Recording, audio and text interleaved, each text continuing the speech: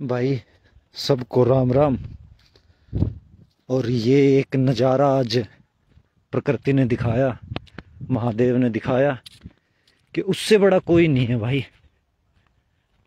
ये सारे का सारा एक बहुत प्यारा मौसम है और खूबसूरती भी किस तरह जानलेवा साबित होती है वो इस ओलावृष्टि के बाद। आज जितने ओले पड़े हैं, मैंने तो कम से कम अपने जीवन में इतने ओले पड़ते नहीं देखे थे।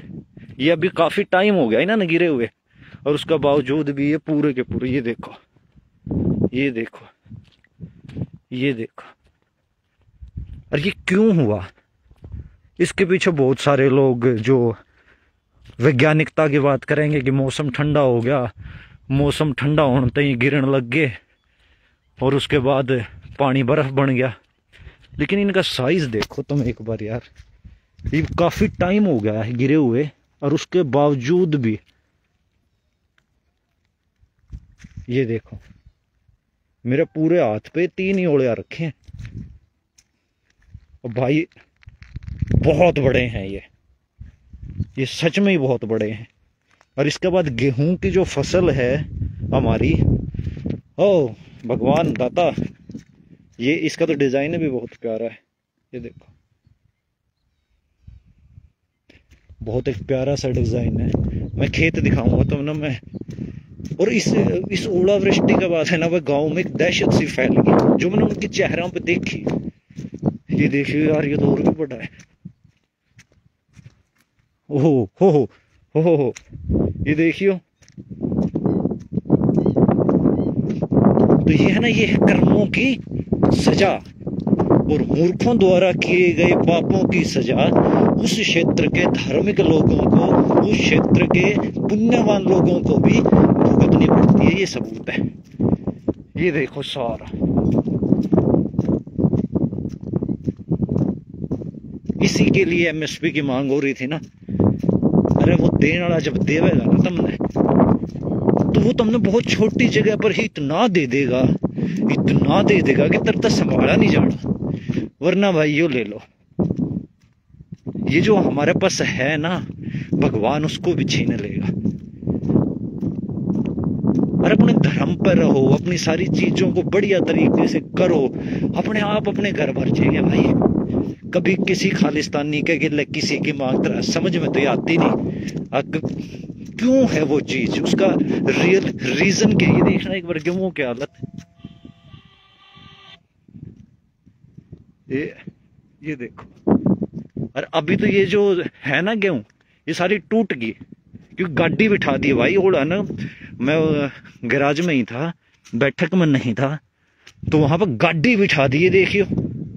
और ये तो लगभग इस टाइम 1.25 घंटा हो गया।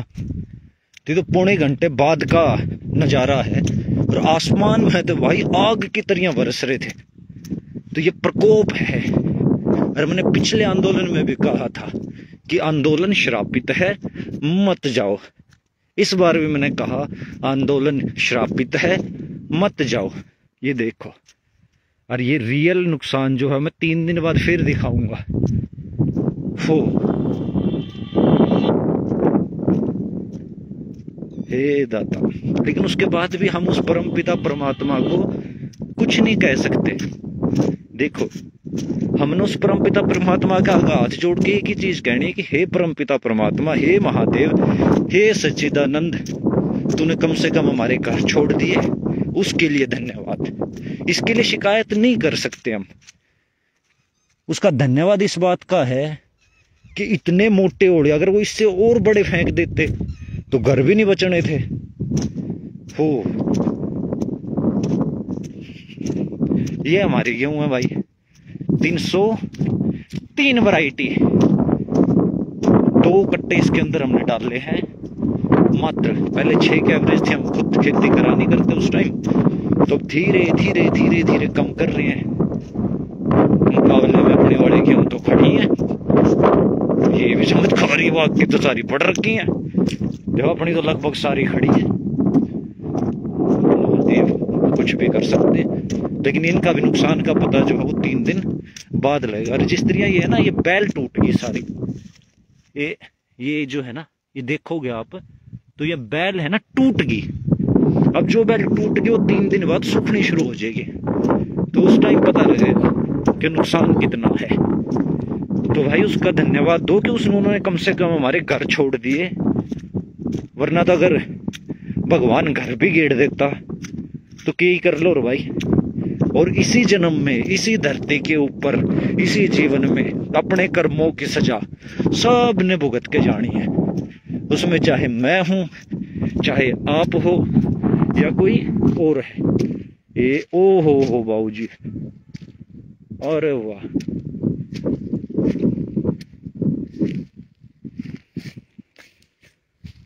हे महादेव।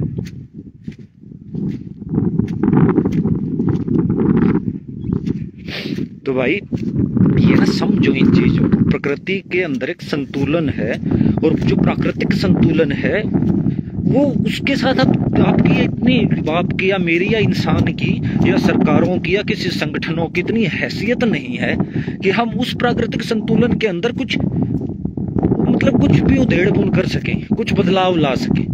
तो उससे प्रकृति के साथ, प्रकृति का ही रूप भगवान है और भगवान का ही रूप प्रकृति है। तो इन दोनों को पूजन करो। जितने भी अधार्मिक होते चले जाओगे, देश के खिलाफ खड़ा होना शुरू कर दोगे, अपनी नन्ही नन्ही मांगों के लिए देश को भूखा मारने की नौबत में खड़ा कर दोगे, तो फिर यही होगा भाई, और क्या होगा।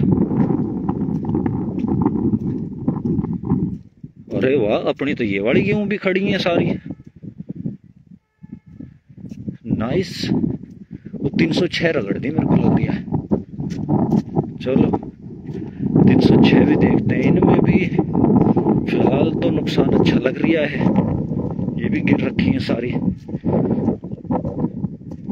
लेकिन मौसम देखो यार, देखना ये प्रकृति के रंग है, उसकी क्रूरता के अंदर भी कितनी खूबसूरती, कितनी खूबसूरती है। ये क्रूर है, ये इसके अंदर दया नहीं है, लेकिन ये फिर भी खूबसूरत है। क्रूरता नहीं है इसमें। इस टाइम बहुत लोग घूमना है अगर खेत में, आज कोई नहीं आ रखा, क्योंकि हर आदमी को दुख है कि उसकी गेहूं बर्बाद हो गई, उसने 6 महीने तक इनको पाला। लेकिन अगर वो तुम्हारे घर भी बर्बाद कर देता तो भी तो तुम कुछ नहीं कर पाते। अगर वो तुम्हें भी बर्बाद कर देता, अरे भाई कितना प्यारा डिजाइन है इसका, इसके अंदर भी आर्ट छिपी है बताओ। लेकिन इसका साइज भी काफी बड़ा है। हाँ देखो, तुम्हें नुकसान दिखाता हूं अब मैं जैविक गेहूं का। और मैं इस वीडियो को क्यों कर रहा हूं उसका भी कारण बताता हूं, क्योंकि ये चीज ऐतिहासिक चीज है। इतने इतने महान ओले हर रोज नहीं गिरते। तो वीडियो अगर मैं बनाता अपने मोबाइल में इस चीज की, तो फिर मेरे को है ना वीडियो के लिए काफी जगह चाहिए होती है, तो स्पेस खत्म हो जाता भाई। तो इससे अच्छा है कि बना के और इस पे डाल दो। देखना यार साइज, और ये वाला तो कतई गोल ओड़ा है। और बाबू जी ये देखो, हाँ कतई गोल, बिल्कुल राउंड।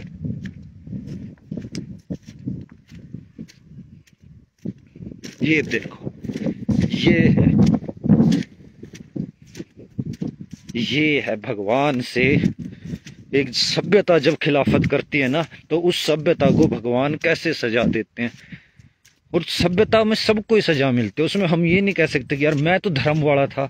भाई तूने उनको रोका भी तो नहीं ना, जो अधर्म कर रहे थे तूने उनको रोकने के लिए कोई प्रयास ही नहीं किया, तो तू भी तो अधर्म का साथी हो गया। ये बात, वो दिख रहे हैं सामने वाले नेस्तनाबूत इसको कहते हैं कि ये हमारा सिंहासन 32 सिंहासन के ऊपर भी भाई ओलों का कहर है।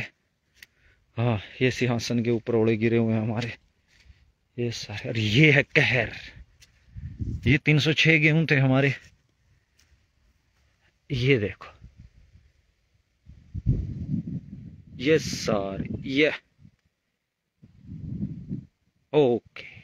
तो भाई उस परमपिता परमात्मा महादेव की स्तुति करो, उसकी आराधना करो, और कभी भी कम से, अगर तुम उसका साथ नहीं दे सकते ना, वो ये नहीं कहता कि तुम मेरे मेरे गुणगान करो। वो कहता है कि अगर तू गुणगान नहीं करता तो चुप बैठ जा, घर बैठ जा, कम से कम वो काम तो मत कर जिससे मेरे को चोट लग रही है। ये है उन्हीं पापों की सजा जो सबने भुगती है, पूरे गांव ने, पूरे इलाके ने, पूरे क्षेत्र ने, और 6 महीने तक जो मेहनत की थी हम सब ने,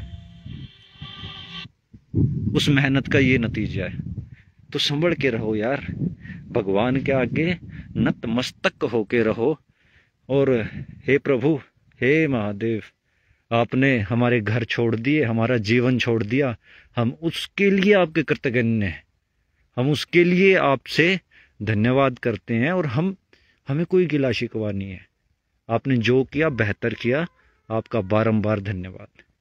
ठीक है भाई, आगे से धर्म के कामों के साथ जुड़ो और धर्म के काम करो। राम राम।